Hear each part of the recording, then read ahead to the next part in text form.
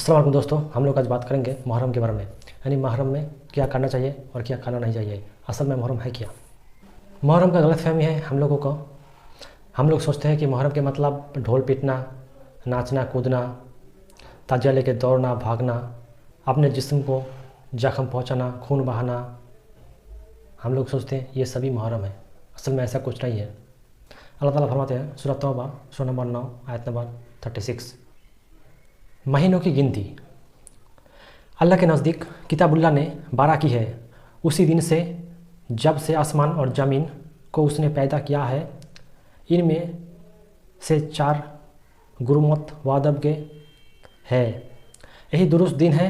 तुम इन महीने में अपने जान पर जुल्म ना करो। अल्लाह ताला खुद भी यहाँ पर कह रहा है कि तुम इन महीनों में यानी मुहर्रम का महीनों में अपने जिस्म पर जुल्म ना करो। हम लोगों का जो मुहर्रम होता है वो वही करता है जो अल्लाह ने मना किया, उसका अपोजिट करता है, यानी अपने जिस्म पर जुल्म करता है, अपनी बॉडीज़ के खून बहाता है। और तुम तमाम मुशरिकों से जहद करो जैसे कि वो तुम सब से लड़ते हैं, और जान रखो अल्लाह ताला मुत्तकीनों के साथ है। अल्लाह ताला हमेशा हर वक्त मुत्तकीनों के साथ है। हम लोगों को तो मुहर्रम का मतलब ही नहीं समझ में आता है। मुहर्रम है एक महीना का नाम। जैसे हमारे यहाँ जनवरी फरवरी होता है, वैसे अल्लाह ताला ने मुहर्रम का अरबिक नाम दिया है। जो पहला महीना में, जो 12 महीना में पहला महीना होता है उसी को मुहर्रम महीना कहता है। यानी मुहर्रम महीना से हम लोगों का अरबिक कैलेंडर स्टार्ट होता है। मुहर्रम में सबसे इम्पोर्टेंट जो है वो है रोज़ा, अशूरा का रोज़ा रखना, उसके साथ और एक रोज़ा। अशूरा का रोज़ा क्यों करना चाहिए, आइए देखते हैं। अल्लाह का रसूल फरमाते हैं, सही बुखारी का हदीस नंबर है 2004।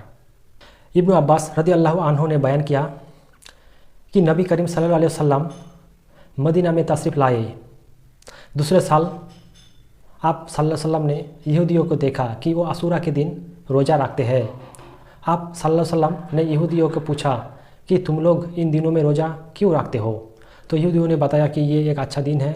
इसी दिन अल्लाह ताला ने बनी इसराइल को उनके दुश्मन फिरौन से निजात दिलवाई थी, इसलिए मूसा अलैहिस्सलाम इस दिन का रोज़ा रखते थे।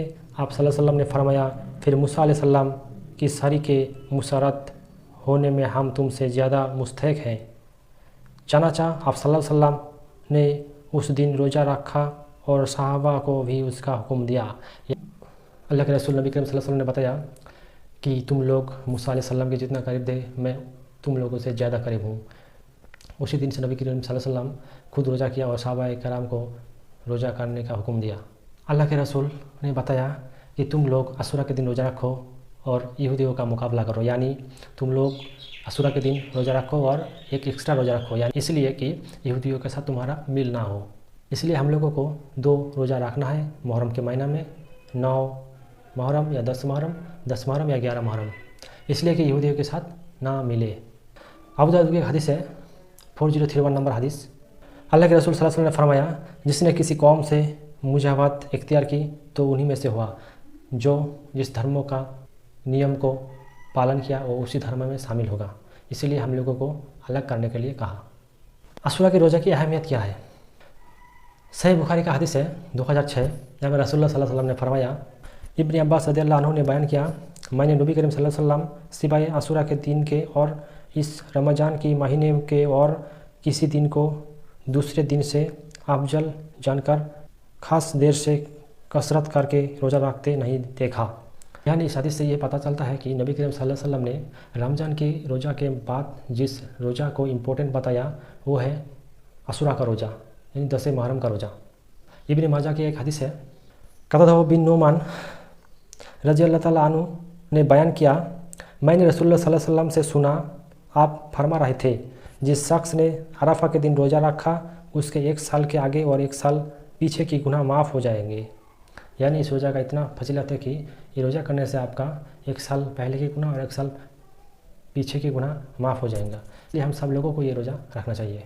इस महीना में जो लोग रोज़ा के अलावा कोई इबादत अलग करेगा इसी नियत से कि फजीलत होगा, मुहर्रम के महीने में मुहर्रम के दिन करेंगे तो ये बिदात है।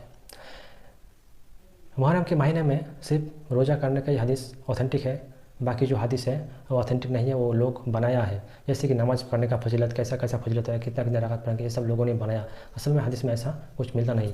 बिदात के बारे में एक हदीस है, सही बुखारी का 3179 नंबर हदीस। अली रज़ियल्लाहु ताला अन्हु ने फरमाया कि हमने नबी करीम सल्लल्लाहु अलैहि वसल्लम से बस यही कुरान मजीद लिखा और जो कुछ इस वक्त में है नबी करीम सल्लल्लाहु अलैहि वसल्लम ने फरमाया था, मदीना आयर पहाड़ी और फला गदा पहाड़ी के दरमियान द खराब है। बस यह जिसने दीन में कोई नया चीज़ दाखिल की या किसी ऐसी बिदाती शख्स को इसके हुदूद में पनाह दी तो उस पर अल्लाह ताला, मलाइका और इंसान सब की लानत है। ना उसका कोई फ़र्ज इबादत कबूल होगा, ना नाफिल इबादत कबूल होगा। यानी बिदात इतना ख़तरनाक है, जो बिदात करेगा उस पर अल्लाह ताला लानत देगा, मलाइका लानत देगा, इंसान लानत देगा। उसका फ़र्ज इबादत भी कबूल नहीं होगा, नाफिल इबादत भी कबूल नहीं होगा। इसलिए भाई लोग, हम लोगों को इबादत अमल करना चाहिए। जो सुन्नत से साबित है वही करना चाहिए, जो सुन्नत से साबित नहीं है वो नहीं करना चाहिए। इसलिए कि अगर हम लोग बिदात करेंगे तो इसका अंजाम बहुत बुरा होगा आखिरत में। इसलिए हम लोगों को जो सुन्नत से साबित है, रमज़ान के महीना में सिर्फ रोज़ा ही रखना है।